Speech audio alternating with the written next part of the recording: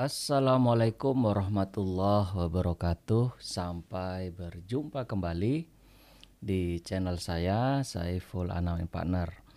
Hari ini saya akan membicarakan tentang isu yang sedang hangat, isu yang sedang banyak dibicarakan oleh publik, yaitu berkaitan dengan isu legalisasi ganja medis.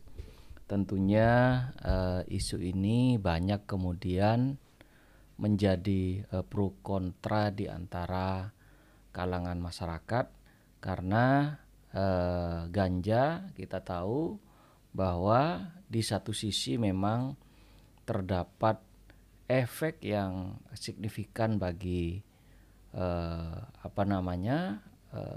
keberlangsungan kesehatan bagi anak bangsa, namun tentu di sisi yang lain ganja juga dapat dipergunakan sebagai bagian dari medis yang dapat membantu untuk meringankan gejala penyakit yang diderita oleh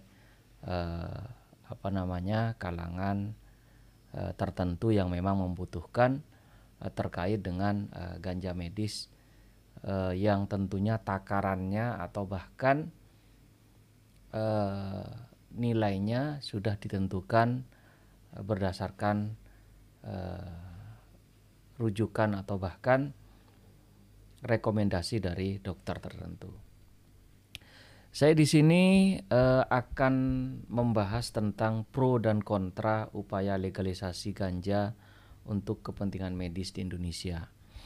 Seperti yang dikutip oleh kompas.com pada tanggal 28 bulan 6 2022, larangan tentang penggunaan ganja untuk kepentingan medis sebagaimana tertuang dalam Undang-Undang Nomor 35 Tahun 2009 tentang narkotika digugat ke Mahkamah Konstitusi. Tentunya seperti yang kita tahu, gugatan ini sudah lama sekali kemudian terdaftar di MK. Namun sampai dengan saat ini belum ada putusan resmi terkait dengan gugatan yang diajukan oleh beberapa orang tersebut. Pemohon meminta supaya MK membatalkan pasal yang memuat larangan penggunaan narkotika golongan 1 untuk kepentingan pengobatan. Ya, memang kalau kita lihat dalam Undang-Undang Narkotika, memang untuk golongan 1 itu dikecualikan atau tidak dapat digunakan sebagai untuk kepentingan medis atau pengobatan. Tentu ini saya juga berpendapat bahwa sangat aneh sekali kenapa kemudian golongan 1 ini yang kemudian kita tahu golongan 1 ini dapat dengan mudahnya didapat oleh kalangan masyarakat. Kenapa kemudian golongan 1 ini justru dilakukan pelarangan untuk kemudian dapat digunakan sebagai medis atau pengobatan. Saya justru di sini berpendapat jangan-jangan memang ada pihak-pihak yang berkepentingan agar kemudian ganja golongan 1 ini kemudian memang dilakukan pelarangan karena memang ada semacam kepentingan bahwa apabila tidak dilarang maka ada pihak-pihak yang merasa dirugikan oleh karena adanya kepentingan bisnis dan kepentingan finansial, sehingga kemudian terhadap kalangan-kalangan yang merasa dirugikan tersebut berkepentingan untuk melarang ganja golongan 1 untuk dapat digunakan sebagai pengobatan atau medis. Saya berpendapat demikian. Kemudian saya lanjut, namun hampir 2 tahun sejak gugatan itu dimohonkan pada November 2020, MK tak kunjung memberikan putusan. Hanya saja beberapa persidangan telah digelar untuk mendengar keterangan sejumlah ahli dalam perkara ini. Dalam perjalanannya, upaya melegalisasi ganja untuk kepentingan medis di Indonesia menuai pro dan kontra. Jadi memang dari sejak awal diundangkannya undang-undang narkoba itu saya ingat betul bahwa memang dari awal memang terdapat perdebatan yang sangat serius. Tidak hanya di Indonesia, tapi justru di berbagai negara atau di berbagai belahan negara yang ada di dunia memang terdapat perdebatan mengenai legalisasi ganja, utamanya yang berkaitan dengan medis. Maka di sini juga saya menekankan kenapa kemudian MK sampai dengan berlarut-larut sampai dengan 2 tahun. Tentu ini sebuah pertanyaan yang mestinya dijawab oleh MK, kenapa hal ini bisa terjadi. Mestinya saya kira MK ini pendapat saya dalam memutus sebuah permohonan pengujian peraturan perundang-undangan, saya kira sebaiknya tidak lebih dari 6 bulan. Sehingga apa yang diharapkan, keadilan yang sedang diperjuangkan di Mahkamah Konstitusi itu dapat secara cepat dirasakan oleh tidak hanya oleh para pemohon yang tentunya berkepentingan atau memiliki kerugian dalam hal mengajukan permohonan tersebut.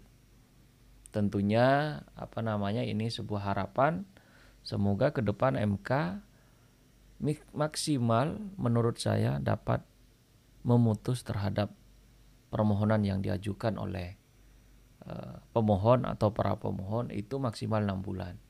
Kenapa kemudian kalau terkait dengan kasus pemilu atau bahkan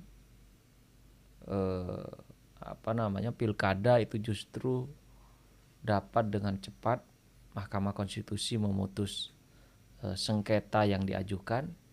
Namun kenapa kemudian terhadap pengujian sebuah peraturan perundang-undangan itu sampai berlarut-larut sampai dengan 2 tahun seperti yang diajukan oleh para pemohon dalam atau berkeinginan mereka untuk melegalisasi terhadap ganja untuk kepentingan medis. Tentunya ini sebuah pertanyaan besar. Kemudian tidak hanya itu, dalam keterangannya pihak dari pemerintah atau dari pihak presiden itu kontra terhadap permohonan yang diajukan oleh masyarakat tersebut. Dalam persidangan Rianto ini merupakan guru besar farmakologi Universitas Indonesia, itu menyatakan ketidaksetujuannya apabila ganja dilegalkan untuk pengobatan. Ini juga saya juga tidak mengerti kenapa kemudian misalnya ganja untuk digunakan untuk pengobatan, tentunya ini juga dapat mengurangi misalnya tingkat kesulitan masyarakat untuk mengobati penyakit-penyakit tertentu yang memang dapat disembuhkan melalui ganja tadi. Jadi ini sepertinya harus dilihat dari aspek manfaatnya atau dapat dilihat dari aspek kegunaannya atau fungsionalnya. Semestinya kalau misalnya ganja ini memang secara penelitian atau bahkan menurut rekomendasi dari para ahli atau dokter yang memang kompeten di bidangnya, saya kira ini dapat menghemat atau bahkan dapat membantu masyarakat atau bahkan negara. Seperti yang saya baca di Vietnam justru legalisasi ini, meskipun saya kira kalau di Indonesia tidak bisa dilegalisasi secara 100% sebagaimana di Vietnam ya, atau di mana itu, atau di Thailand seperti itu. Sehingga saya kira kalau untuk kepentingan medis, kalau kemudian terdapat lebih banyak manfaat daripada mudaratnya, saya kira pemerintah wajib mempertimbangkan untuk agar kemudian ganja ini dapat digunakan untuk kepentingan medis. Jadi apa yang dikemukakan oleh pemerintah ini menurut saya cukup aneh sekali. Kenapa kemudian misalnya dengan melegalisasi untuk kepentingan medis ini justru misalnya dapat membantu beban pemerintah dalam hal menggelontorkan sebuah dana atau APBN kita untuk kepentingan pengobatan medis yang ada di rumah sakit maupun di kalangan masyarakat. Tinggal kemudian bagaimana caranya pemerintah melakukan monitoring dan evaluasi, bahkan kemudian melakukan pengawasan yang sangat ketat terhadap penggunaan ganja untuk kepentingan medis ini. Seperti itu. Seperti yang diketahui, legalisasi ganja ini juga sedang dikaji oleh Dewan Perwakilan Rakyat atau DPR kita. Terkait dengan pro kontra upaya legalisasi ganja ini, Wakil Ketua DPR Sufmi Dasko Ahmad menyebutkan pihaknya bakal mengkaji wacana melegalisasi ganja untuk kebutuhan medis. Kita akan coba buat kajiannya apakah itu kemudian dimungkinkan untuk ganja itu sebagai salah satu obat medis yang memang bisa dipergunakan, kata Dasko di Komplek Parlemen. Jadi memang ini merupakan tanggung jawab dari pemerintah dan juga para ahli di bidang kesehatan. Apakah memang justru dengan melegalisasi ganja ini tentunya dengan pengetatan tertentu, tidak secara 100%, batasannya adalah untuk kepentingan medis, sehingga kemudian ini justru dapat lebih memberikan kemanfaatan bagi seluruh anak bangsa atau kepentingan bangsa, sehingga tentunya dapat mengurangi angka sakit, misalnya angka masyarakat kita yang menderita kesakitan atau bahkan penyakit tertentu yang tentunya dapat diobati melalui ganja medis tadi. Menariknya di sini juga Wakil Presiden yang sekaligus Ketua Dewan Pertimbangan Majelis Ulama Indonesia Ma'ruf Amin meminta MUI membuat fatwa mengenai wacana penggunaan ganja untuk kepentingan medis. Ma'ruf mengatakan fatwa yang disusun MUI ini diharapkan akan menjadi pedoman bagi DPR yang akan mengkaji wacana legalisasi ganja untuk medis. Saya minta nanti MUI segera membuat fatwanya untuk bisa dipedomani oleh DPR. Jangan sampai nanti berlebihan dan juga menimbulkan kemudaratan. Jadi ini sangat menarik sekali ya kalau kemudian MUI memberikan sebuah terobosan yang memberikan fatwa bahwa ganja untuk kepentingan medis itu sebenarnya secara hukum Islam itu diperbolehkan, sehingga ini tentu dapat menjadi pedoman. Betul kata Wakil Presiden tadi bahwa negara kita juga harus terbuka dengan kemungkinan ganja dapat dipergunakan untuk kepentingan medis tadi. Sehingga saya kira kalau memang ada seseorang atau beberapa orang yang memang guna kepentingan dirinya untuk mengobati rasa sakitnya yang diderita atau rasa sakit yang dideritanya, dapat kemudian misalnya meminta izin atau bahkan dengan rekomendasi dari dokter tertentu dapat kemudian mengkonsumsi ganja dengan jumlah yang sudah ditentukan atau batas-batas tertentu, sehingga terhadap orang tersebut tidak kemudian dikenakan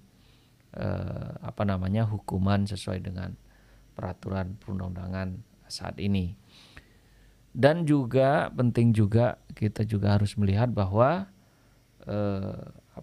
rutan dan juga lapas kita itu sangat banyak dipenuhi oleh para pelaku atau orang-orang yang kemudian diputus oleh pengadilan bahwa yang bersangkutan dianggap bersalah atau diputuskan bersalah karena menggunakan ganja. Dan tidak jarang memang orang-orang tersebut mengkonsumsi ganja itu dikarenakan memang yang bersangkutan menderita sakit seperti itu. Namun karena memang peraturan perundang-undangan tidak memberikan jalan keluar terkait dengan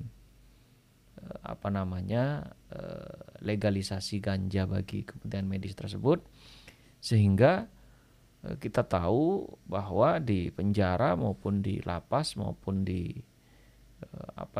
rutan itu sangat membludak sekali terkait dengan kasus-kasus yang berkaitan dengan penggunaan narkotika dan obat-obatan terlarang, yang kita tahu juga banyak di antara mereka memang dikarenakan